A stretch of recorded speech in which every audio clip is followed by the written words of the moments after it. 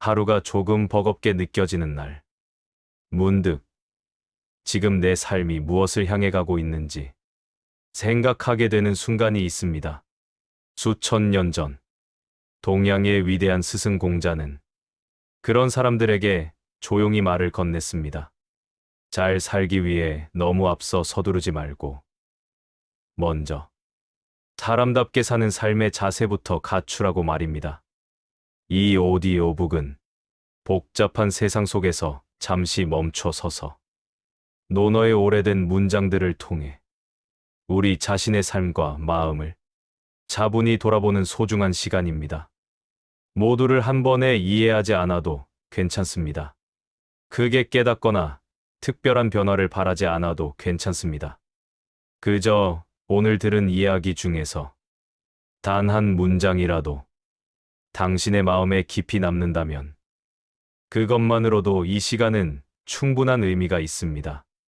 지금 논어의 지혜로 우리의 인생을 읽기 시작합니다.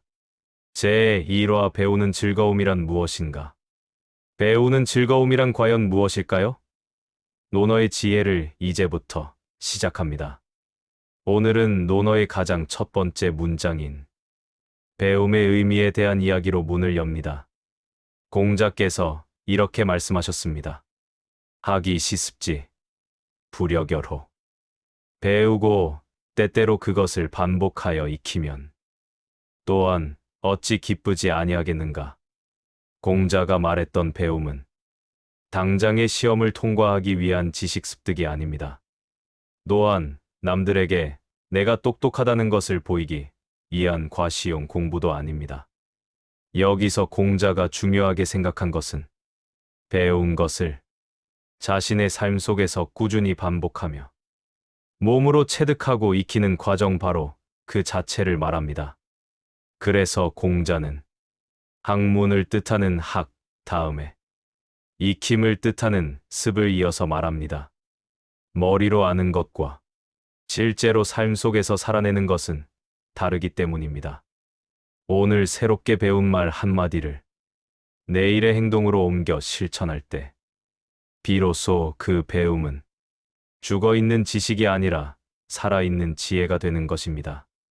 공자는 바로 그 과정이 우리에게 단순히 고통스럽고 힘든 노력만이 아니라 기쁨과 즐거움을 주는 것이라고 단언합니다. 배움이 즐겁다는 말은 분주하게 살아온 요즘 우리에게는 조금 낯설고 생소하게 들릴지도 모릅니다. 하지만 가만히 우리의 삶을 돌아보면 어제보다 아주 조금이라도 나아진 나 자신의 모습을 느끼는 그 순간, 우리는 분명 마음속에서 조용하지만 깊은 기쁨을 느끼게 됩니다. 공자가 말한 즐거움은 바로 그런 자족감에서 비롯되는 것입니다. 오늘 하루를 마무리하며 무엇을 새로 알았는지 돌아보기보다 무엇을 조금이라도 삶 속에서 실천했는지를 점검해 보시기 바랍니다. 배우고 그리고 그것을 삶으로 익히는 삶. 그것이 바로 논어가 우리에게 전하는 인생의 가장 중요한 출발점이 됩니다. 제2화 벗과 함께 걷는 인생. 벗과 함께 걷는 인생이란 어떤 의미일까요? 논어의 지혜를 함께합니다. 공자께서 첫 문장에 이어 두 번째 문장을 말씀하셨습니다. 유붕자 원방내, 불영락호. 마음을 나누는 벗이 먼 곳에서부터 찾아오면 또한 어찌 즐겁지 아니하겠는가. 공자가 이 문장에서 말한 벗은 단순히 술을 마시고 즐기는 친구를 의미하지 않습니다. 서로의 이해관계로 얽혀 있는 사람도 아닙니다. 바로 같은 뜻을 나누는 사람을 의미합니다. 같은 길을 함께 걸어가고 같은 가치와 목표에 대해 기꺼이 이야기할 수 있는 사람. 공자는 그런 벗을 평생 만나는 것을 인생의 가장 큰 즐거움이자 행복이라 말하고 있습니다. 젊었을 때 만났던 벗의 의미도 중요하지만 나이가 들어갈수록 벗이라는 존재의 의미는 더욱 깊어집니다. 길게 말하지 않아도 서로의 마음과 어려움을 이해해 줄 수 있고, 오랜 시간 만나지 못했더라도 마음만큼은 멀어지지 않는 변치 않는 관계. 공자는 바로 이런 인간관계가 우리의 늦은 삶을 더욱 단단히 지탱해 준다고 말합니다. 사람은 결코 혼자서 완전하게 완성될 수 없습니다. 함께 배우고, 함께 자신의 삶을 돌아보며, 함께 늙어갈 수 있는 진정한 벗이 곁에 있을 때, 우리의 삶은 비로소 더 단단하고 풍요로워질 수 있습니다. 오늘, 오랫동안 연락하지 못했던 고마운 벗 한 사람을 떠올려 보시기 바랍니다. 그 사람을 마음속으로 떠올리는 따뜻한 마음만으로도 공자가 말한 즐거움은 이미 당신의 마음속에서 시작된 것입니다. 제3화 알아주지 않아도 흔들리지 않는 마음. 남들이 알아주지 않아도 흔들리지 않는 마음. 어떻게 가져야 할까요? 논어의 지혜를 함께합니다. 공자는 첫 문장과 두 번째 문장에 이어서 이렇게 삶의 태도를 마무리합니다.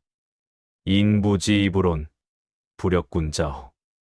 사람들이 나를 알아주지 않아도 그것 때문에 성내거나 분노하지 않는다면 또한 어찌 군자라고 할 수 없겠는가. 이 마지막 문장은 논어 전체의 사상을 관통하는 가장 중요한 삶의 태도 중 하나입니다. 우리는 살면서 흔히 누군가에게 인정받고 싶어 하는 마음을 갖습니다. 내가 열심히 노력하고 애쓴 만큼 남들이 알아주지 않으면 서운한 감정이 들고, 때로는 억울함의 분노가 치밀어 오르기도 합니다. 하지만 공자는 이렇게 말합니다. 진정으로 배움을 이룬 사람, 즉 군자는 타인의 평가나 시선에 자기 마음의 평온함을 맡기지 않는다고 단언합니다. 군자는 자신이 옳다고 믿고 정한 삶의 길을 누군가 보아주지 않아도 조용하고 묵묵하게 걸어갑니다. 알아주지 않아도 마음이 요동치거나 흔들리지 않고, 박수받거나 칭찬받지 않아도 자신의 할 일을 꾸준히 해나갑니다. 이러한 태도는 남들과 단절하고 차갑게 사는 법이 아니라 오히려 자기 자신의 마음과 영혼에 가장 정직하고 충실하게 사는 법을 의미합니다. 오늘 하루 동안 누군가의 말이나 행동 때문에 당신의 마음이 잠시라도 흔들렸다면 이 문장을 조용히 마음속으로 떠올려 보시기 바랍니다. 알아주지 않아도 성내지 않는다. 이 문장은 타인의 시선을 의식하며 살아가야 하는, 지금 이 시대를 살아가는 우리 모두에게 가장 크고 깊은 위로가 됩니다. 제4화 덕으로 다스린다는 것. 덕으로 다스린다는 것은 무엇이며 우리 삶에 어떻게 적용될까요? 논어의 지혜를 함께합니다. 오늘은 논어 위정편에 나오는 공자의 말씀입니다. 공자께서 이렇게 말씀하셨습니다. 위정이덕, 비여북진, 거기소이 중성공지.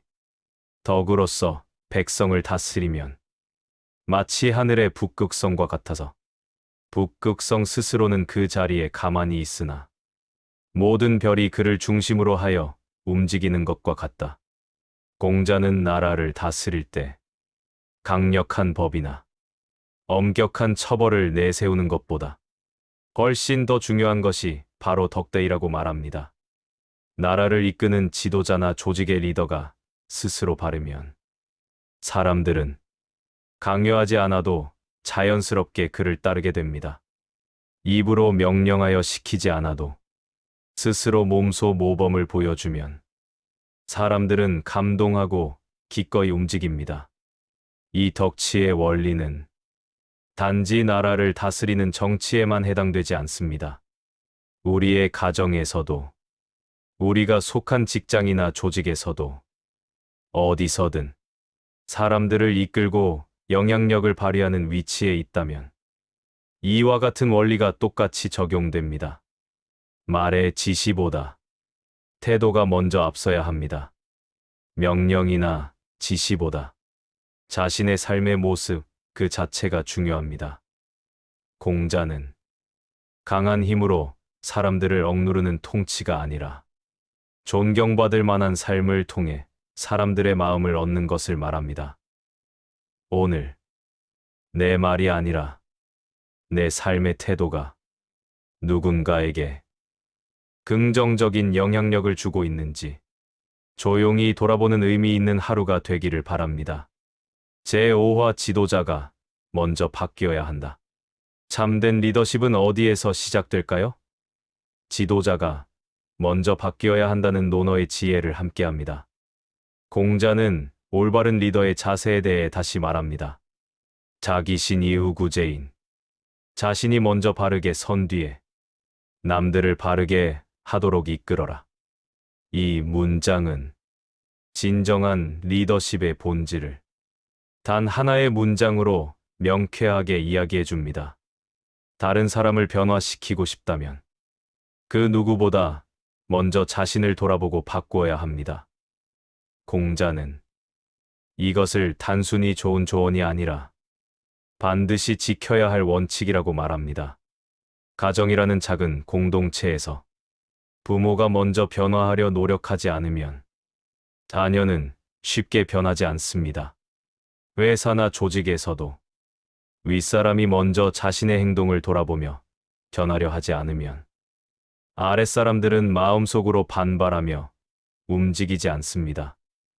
공자는 다른 사람을 가르치고 판단하기 전에 먼저 자기 자신부터 엄격하게 단속하라고 우리에게 촉구합니다. 이 말은 리더나 지도자에게만 국한된 이야기가 아닙니다. 우리 모두는 직접적이든 간접적이든 누군가에게 영향을 주고 있는 존재이기 때문입니다. 오늘 하루 다른 사람의 잘못을 탓하기 전에 나 자신의 말과 태도를 단 한 번이라도 더 돌아보시기 바랍니다. 논어는 결코 남을 심판하고 고치기 위한 책이 아닙니다. 오직 나 자신의 내면을 바로 세우기 위한 책입니다. 이것이야말로 공자가 그 오랜 세월이 지난 지금까지도 우리의 삶 속에서 끊임없이 읽히는 가장 중요한 이유입니다. 제5화 예란 무엇인가? 사람을 존중하는 마음, 예란 과연 무엇일까요? 논어의 지혜를 함께합니다. 공자는 그의 가르침에서 자주 예리의 중요성을 강조했습니다.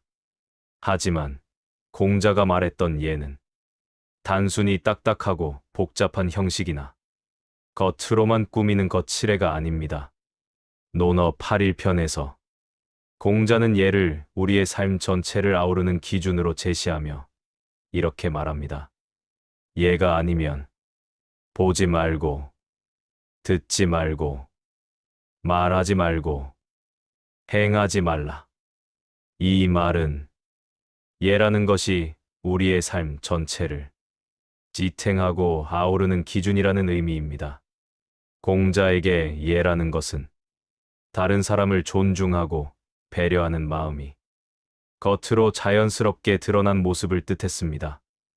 따라서 고개 숙여 하는 인사가 예가 되고 상대를 향한 말투 하나하나가 예가 되며 심지어 침묵하고 기다려주는 것도 예가 될 수 있습니다.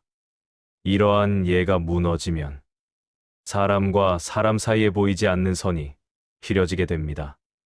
그래서 공자는 아주 사소하고 작은 태도까지도 매우 중요하게 생각하고 여겼습니다. 오늘 하루 만났던 누군가에게 조금 더 부드럽고 다정하게 말했는지, 조금 더 조심스럽고 신중하게 행동했는지 스스로 돌아보시기 바랍니다. 예는 다른 사람을 불편하게 만들거나 억압하는 까다로운 규칙이 아닙니다. 오히려 서로를 존중하고 편안하게 만들어주는 따뜻한 약속입니다. 제 7화 품격은 어디에서 드러나는가? 진정한 품격은 어디에서 드러날까요? 논어의 지혜를 함께합니다. 공자는 이렇게 말합니다.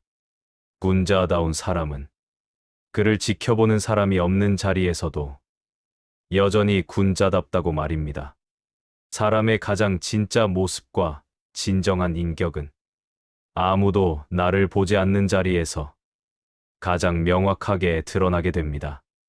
나 혼자 있을 때 말을 조심하는지, 다른 사람과의 작은 약속까지도 지키려 노력하는지, 눈앞의 작은 이익 앞에서 쉽게 흔들리거나 넘어지지 않는지, 공자는 바로 이러한 사소해 보이는 태도들을 모아 인격이라 불렀습니다. 사람의 품격은 그가 가진 돈이나 높은 지위에서 결코 저절로 나오지 않습니다. 오히려 아주 사소하고 작은 순간의 선택에서 조용하지만 분명하게 드러납니다.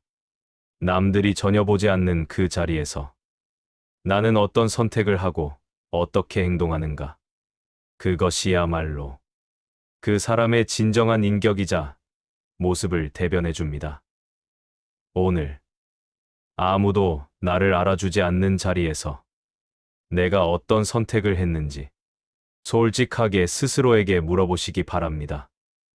논어는 우리에게 날카로운 질문을 던집니다. 당신은 혼자 있을 때도 남들과 함께 있을 때와 똑같은 사람입니까? 제 8화 이는 멀리 있지 않다. 우리가 추구해야 할 어진 마음, 이는 과연 어디에 있을까요? 논어의 지혜를 함께합니다. 논어 2인편에서 공자는 일련의 본질에 대해 이렇게 말합니다. 이는 멀리 있지 않다. 내가 어진 마음인 인을 진심으로 원하면 곧 그 어진 마음이 그곳에 있게 된다. 공자가 말한 어진 마음, 이는 우리에게 너무나 버거운 대단한 희생이나 노력을 요구하지 않습니다. 오히려 가장 가까운 사람에게 조금 더 너그럽게 이해하는 마음, 상대방의 입장에서 단 한 번이라도 더 생각해보려 노력하는 태도. 공자는 바로 그것이 어진 마음인 인이라고 말합니다. 공자는 인이라는 개념을 결코 또 손에 잡히지 않는 추상적인 개념으로 말하지 않았습니다. 항상, 지금, 바로 여기서 우리가 실천할 수 있는 것으로 인을 이야기했습니다. 오늘 당신의 삶에서 가장 가까운 사람에게 조금 더 따뜻하고 다정한 눈빛으로 대해 보시기 바랍니다. 논어가 말하는 어진 마음, 이는 바로 당신이 그 따뜻한 시선을 보내는 그 자리에서 이미 시작되고 있는 것입니다. 제9화 군자와 소인의 차이. 군자와 소인의 차이는 무엇일까요? 논어의 지혜를 함께합니다.